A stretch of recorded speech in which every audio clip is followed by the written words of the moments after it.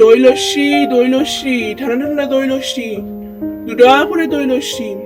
হ্যাঁ, ঠিকই শুনছেন, 2 টাকার দই লস্যি সেই খেতে ছিল জানেন। প্রত্যেকদিন দাদুর বয়সে একটা লোক আসতো আর এমনি করে হাঁক পারতো, আর বাড়ির সব মেম্বাররা ঝাঁপিয়ে পড়তো এই গরমে 2 টাকার টেস্টি দই লস্যি খাওয়ার জন্য।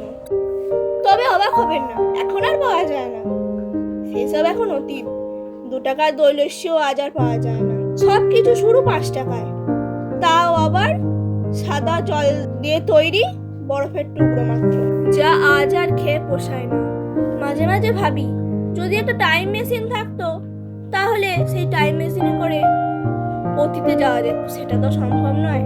আজ নেই সেই দাদুর হাঁক, নেই সেই 2 টাকার দই লস্যি, নেই সেই জনপ্রিয়তা। আছে শুধু কিছু বেদনা আর কিছু মধুর স্মৃতি।